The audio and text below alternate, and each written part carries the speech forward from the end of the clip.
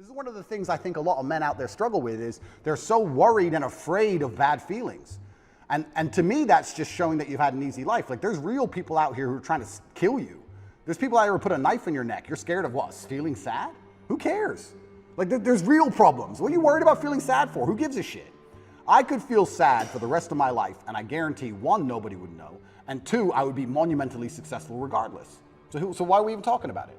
I have no fear for a negative feeling. I have fear for me not being able to provide for my children.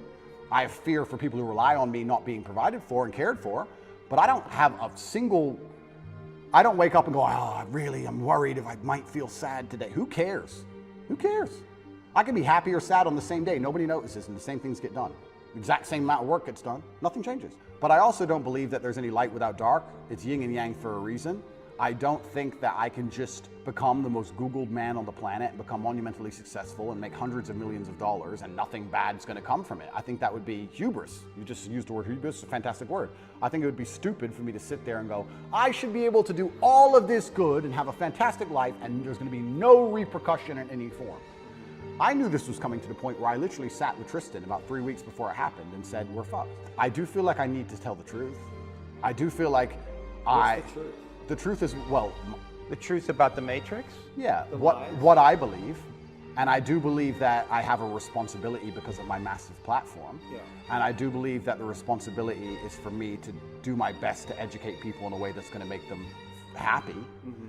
And I know I could have sold my soul 1,000 times, and I know I could have avoided this, and I know I could have not said certain things, and I understand all of that. I wasn't looking for a war this large. I wouldn't say I was looking for it, but I wasn't ignorant to the fact that it might happen. Like, I understand if I go into the ring, I might lose.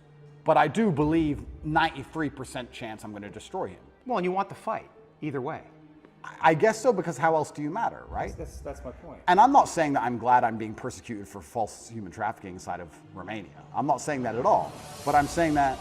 Yet, on the other side of this, how strong will you be? Well, if you are a force for good, then the evil is gonna attack you, isn't it? And I do genuinely believe this is the battle of good versus evil in the world today. Mm-hmm. I believe that truth is always going to be on the side of good. I am religious. I believe the things I say most people knew were true only 10 to 15 years ago. Yeah. I don't think they're radical ideas. And I think that there is an evil force in the world which is extremely deceptive. And they are out to try and silence me. Not because what I say is wrong. It's in fact because what I say is right.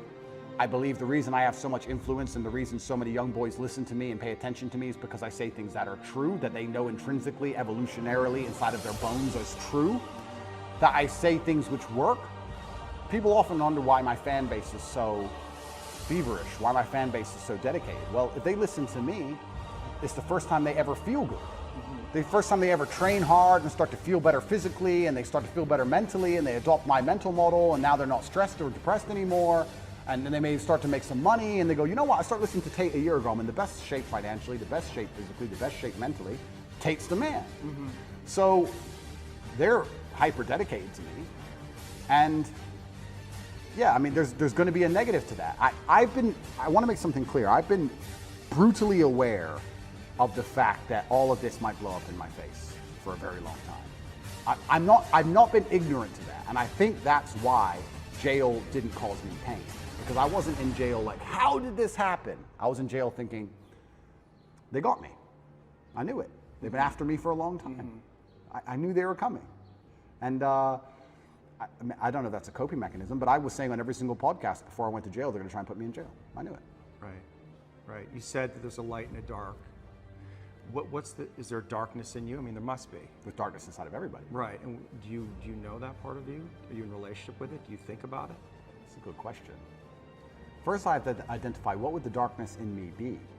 Well, let me present something to you. And I have a lot of female clients, but one of them said, well, you know, Andrew he's out there saying that he's helping all these young men, but in the beginning, he made his millions in some level exploiting these very men.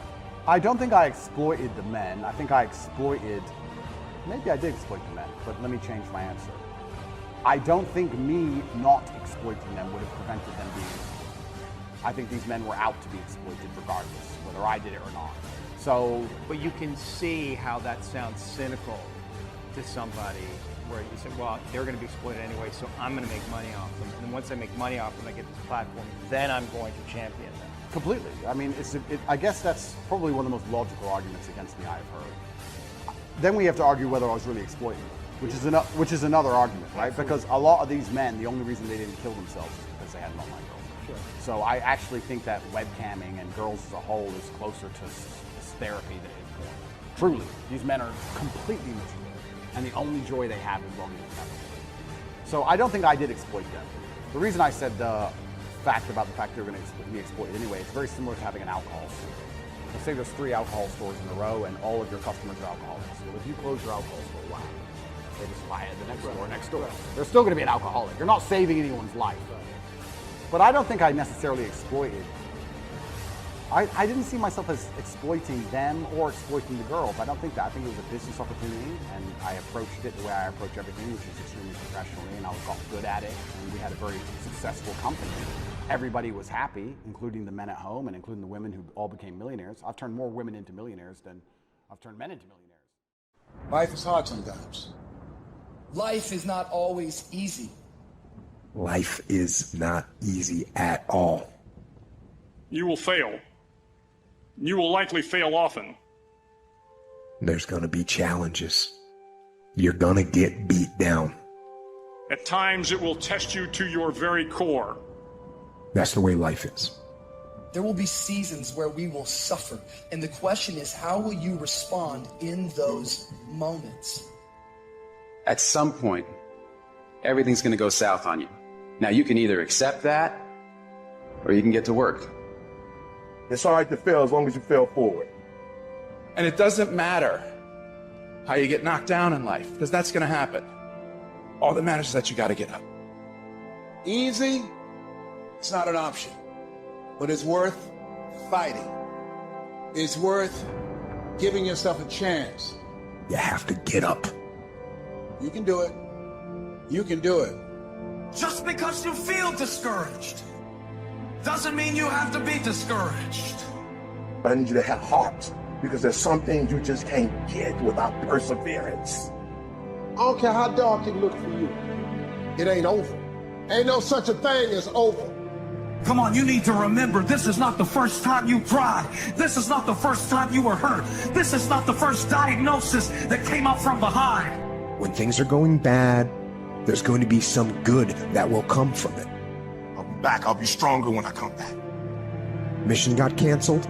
Good. We can focus on another one. Got injured? Good. Needed a break for training. Got beat? Good. We learned. That's it. Take that issue, take that problem, and turn it into something good. Go forward. Keep going. Just find an excuse to win. It's hard to handle it. I've got to step into it.